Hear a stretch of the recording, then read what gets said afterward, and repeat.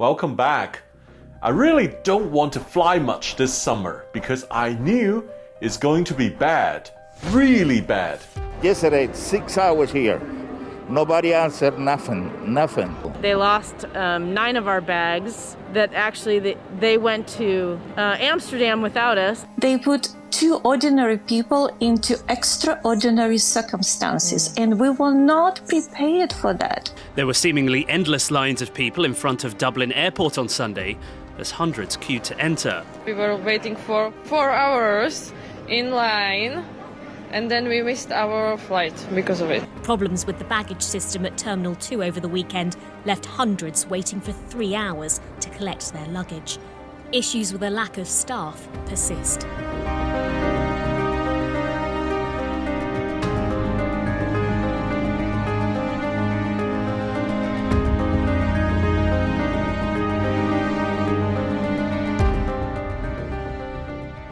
So let me share with you my experience of delay. I actually only flew once in the month of June from Los Angeles to Las Vegas. And guess what? I had a 5 hours delay on a 1 hour sector from LA to Las Vegas. It was literally faster to drive to Vegas than fly.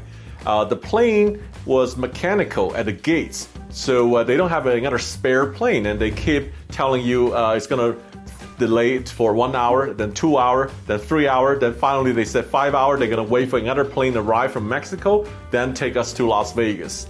My friend visiting me actually had a worse experience.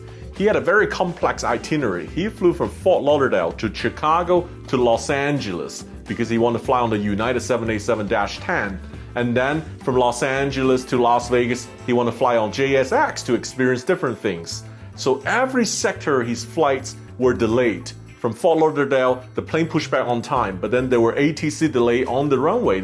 He was number 11 on departure. By the time he arrived Chicago, he has to run to his next plane because he arrived literally 5 minutes before the next departure time. When he arrived at the gate, there was a long queue. The boarding hasn't really started because the airplane 787-10 was just arrived from Brussels and is still doing baggage loading and servicing the plane. He arrived a 40-minute late at Los Angeles. Guess what? The JSX flight was the last flight of the day. It hasn't took off from Las Vegas to LA to pick him up. So there was a roll-on delay for 3 more hours, and he finally arrived at Las Vegas at midnight. So I definitely don't recommend that kind of itinerary.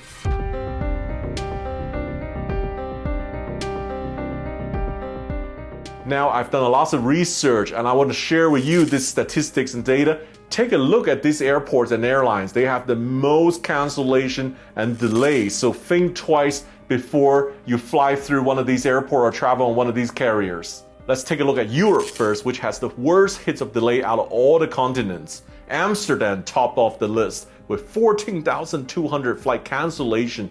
It is really ridiculous. The situation is so bad that when people have a 7 a.m. flight, they have to go to the airport at 2 a.m., 3 a.m., line up outside for 3 miles, going around in circle to get into the building, to go through the security check in order to meet their flights. And guess what? A lot of people couldn't meet the flights because the long queue was too long and they get stuck and then they missed their flights and things became worse. So Schiphol Airport Management had finally set up a measure to cap at 70,000 passengers per day to pass through Schiphol, which means there will be lots of flights being cancelled and to push the airfares to go high when we have such high demand. It varies also on which day of the week passengers traveling through Europe. So sometimes you have a good experience in Paris or in London and the next day is different. On Friday, there in Copenhagen was about 2 hours waiting time for normal economy class passengers. On Saturday it was only 10 minutes. Here's a couple airlines you need to watch out. One of them is Scandinavian Airline, SAS, which actually filed Chapter 11 bankruptcy last week in the US. And also, the pilots are going through the second week of strike. Only 51% of the flights of SAS has made it. 49% of flights are canceled right now. That really gives no confidence for travelers flying SAS because you just don't know whether your flights will take off. The other airline I would recommend you to think twice is Eurowings. Eurowings has about 7.8% of all their scheduled flights being canceled, and lots and lots of flights are delayed through hubs like Dusseldorf or Hamburg because long security queues and then roll-on delays everywhere. Let's say you're lucky you made it through the airport security line and you made it on your flight, departed on time.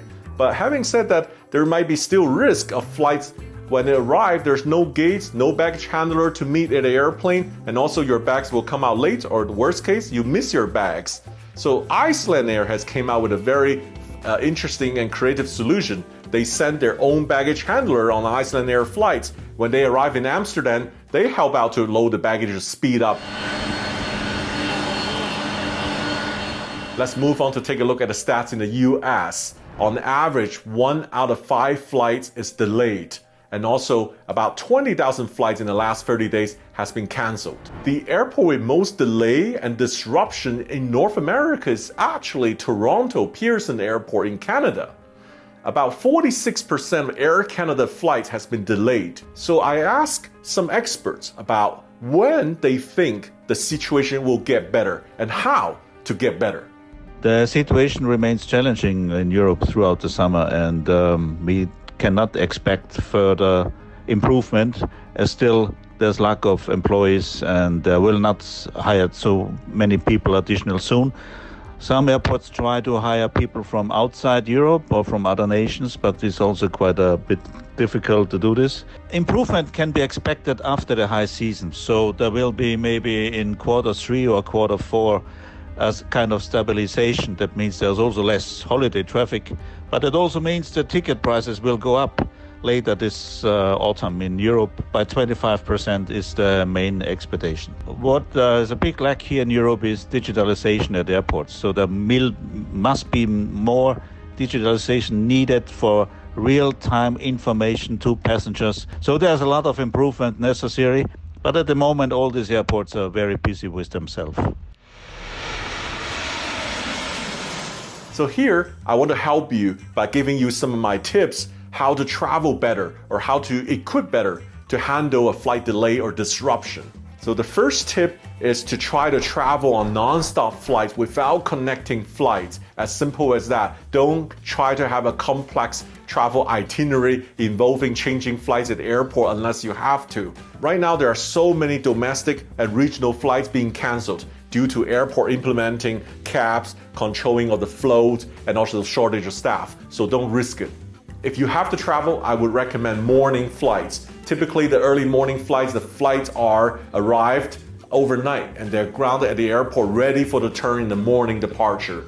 And now be very careful if you book on late afternoon and evening flights because these flights suffer the roll-on delay from the morning. I also hate to tell you not to fly, but if you are going short distances, consider other modes of transport by car or by train, because simply at a security checkpoint, the queue might be so long that you would arrive sooner by other mode of transport. So the second tip is to download an airline app you're traveling, because these days airlines tend to push out notification faster on the app than you monitor airport screen or you queue up at the airport service desk when you have a flight delay or cancellation. In my case, when I fly on United, I receive the latest notification, and then they also explain, and they said, oh, the plane is now out of service due to mechanical fault. And later they said, we are waiting for a new plane to arrive from Mexico. And then so we have a bit of certainty and we have a bit of information knowing what's happening. The third point is monitor airport website to see if any airport publish the security checkpoint time, so you don't have to go too early or go too late. In US, TSA actually published through a My TSA app the average security checkpoint time throughout the US. But in Europe, it's less digitized. It's really up to the airport operator to share these. But look out Twitter, look out news, look out flight tracking website to see if your inbound flight is delayed. The next tip I want to share is checking online before you go to the airport. Check in as early as possible. Now let's talk about your baggage. Try to pack light. The buzzword is carry-on only. Try not to check the bag because the chance losing your bags are high and there will be headaches after you arrive. There's already tens and thousands of bags at the airport. It's really hard to retrieve and may take a long time to wait for delivery. If you must check your bag, I recommend take out some of the essential items like toothbrush, like a spare sets of clothes. And in case your bags don't arrive, you have some minimum things to survive on.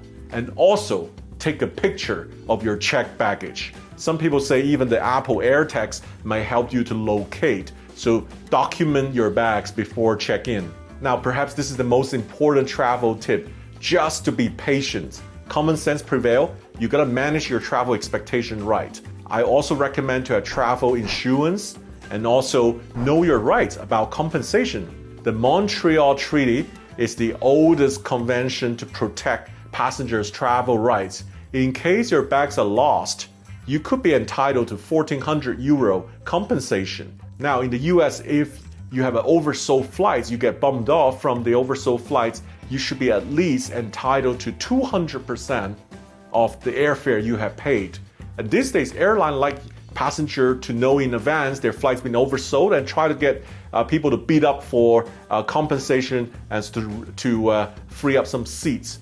In Delta Airlines case recently, they have offered people $5,000 to $10,000 to free up a flight. It's incredible. Now in Europe, EU Regulation 261 protects travelers' right for flights departing from EU and also for EU carrier operating outside of EU. Under AC 261, you may be eligible for compensation up to €600 if your flight is delayed for more than 3 hours. But you have to prove that, and you have to submit claims. Thanks for watching today, and I hope you found some of the data useful on the airport and airline with high delays and cancellation, and also some of the essential travel tips help you to manage travel better. And I hope things are getting better with less disruption. I'll be back in the air and share more experience with you soon.